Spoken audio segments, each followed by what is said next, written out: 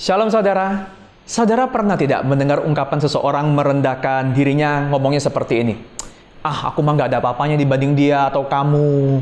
Aku mah seperti remah rengginang, serpihan peyek, kecil aku ini. Tapi biasanya kita justru nggak merasa ini seperti ungkapan yang rendah hati ya. Apalagi ada istilah merendah di atas bukit. Kira-kira kayak begini nih. Kalau orang berkata, aduh, susah ya kerja di masa pandemi begini, omsetku loh tinggal 1M, biasanya tuh 5M sebulan. 1M, saudara. Atau kalau anak kuliahan ya, kuliah semester ini susah banget ya, IP ku loh, semester ini cuma 3,9, padahal biasanya 4. Aduh, saudara. Nah, istilah merendah di atas bukit, itu berarti seseorang memakai gaya bahasa rendah diri, rendah hati, itu justru untuk pamer, bukan betul-betul rendah hati. Nah, saudara, kerendahan hati itu bukan bermula dari rangkaian kata-kata, melainkan bermula dari posisi hati. Dan kerendahan hati adalah karakter yang Tuhan amat sukai dan firman Tuhan, termasuk Amsal, itu sering puji. Termasuk misalnya Amsal 15 ayat 33 yang berkata bahwa takut akan Tuhan mendatangkan hikmat. Dan kerendahan hati mendahului kehormatan. Orang yang rendah hati itu tidak mencari-cari kehormatan, tapi justru anehnya orang-orang seperti inilah yang akan menerimanya. Nah, kalau kata Amsal ya, kerendahan hati itu yang mendahului, atau dengan kata lain, ini yang memimpin kita kepada sebuah kehormatan. Nah, Tuhan dalam perjanjian lama misalnya, itu sering kan menunjukkan hal ini. Tuhan membawa keselamatan dengan memakai orang-orang yang dianggap rendah, bukan orang-orang yang merasa dirinya unggul. Misalnya, Tuhan memilih Sarah yang mandul, bukan Hagar yang merasa dirinya unggul karena bisa melahirkan anak buat Abraham.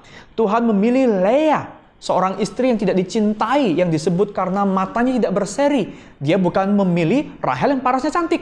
Tuhan memilih Yakub, anak rumahan, anak yang kalem, bukan Esau yang jago, pandai berburu.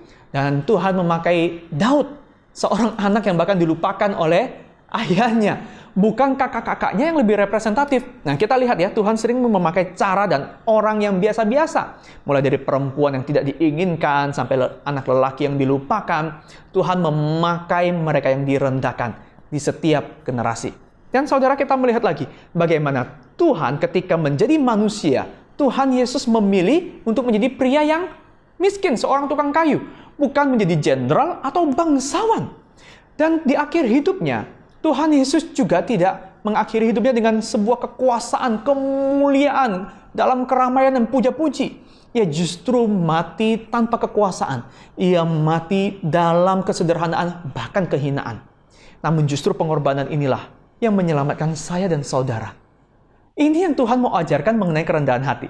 Yaitu bahwa kerendahan hati itu dimulai dari posisi hati. Waktu kita sadar bahwa nilai diri kita, keberhargaan kita, itu ada pada cara Tuhan memandang kita, pada apa yang Yesus lakukan buat kita. Inilah Injil. Sehingga jika kita tahu bahwa nilai diri kita, harga diri kita, kehormatan kita ada di dalam Tuhan, maka kita tidak perlu lagi mencari-cari ini di dunia. Nah, hanya orang yang beres nilai dirinya di dalam Tuhan yang bisa betul-betul rendah hati. Rendah hati itu, saudara, itu bukan thinking less about yourself. Bukan kita ini mengurang-ngurangi diri kita dari yang sebenar-benarnya ya, berusaha untuk merendah-rendahkan diri, bukan. Melainkan rendah hati itu adalah thinking about ourselves less. Maksudnya apa? Kita ini lebih mengurangi untuk berpikir tentang diri sendiri, egois terus ya. Karena jika kita sudah puas di dalam Tuhan, barulah saudara, kita bisa berpikir untuk memberkati orang lain. Bukankah ini yang Yesus lakukan di atas kayu salib? Dia yang ilahi, terus memikirkan ciptaan yang Ia kasihi. Kerendahan saliblah yang justru membawa kepada kita sebuah kehormatan yang sejati. Karena itu betullah bahwa hanya di dalam kerendahan hatilah kita akan memperoleh kehormatan. Bagaimana bisa? Saudara, yang pertama, ingat bahwa hanya orang yang rendah hati, yang sadar bahwa dirinya, aku ini perlu bertobat. Bukan pencapaianku, bukan ketaatanku, tapi semata-mata karena Yesus. Sehingga orang yang seperti inilah yang mau berubah, bukan? Dan orang seperti inilah yang menerima keselamatan dari Tuhan. Kita diadopsi, diterima oleh Bapa di surga. Ini kehormatan yang sejati, saudara. Dan yang kedua, di dunia ini pun, saudara, orang yang rendah hatilah yang mau menyediakan hati untuk melayani dan mengasihi dengan tulus. Dan kita suka bukan kepada orang yang tulus dan penuh kasih seperti ini. Orang seperti ini biasanya yang menerima simpati, ucapan syukur, dan bahkan doa-doa kita, bukan? Maka betullah kata Tuhan Yesus bahwa barang siapa meninggikan dirinya, ia justru akan direndahkan.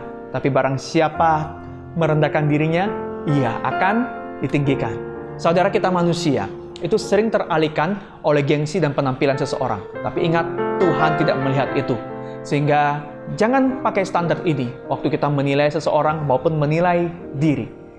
Mari, saudara, kita bawa hati kita di hadapan Tuhan, di hadapan Injilnya, supaya kita tahu betul nilai diri kita ada di mana.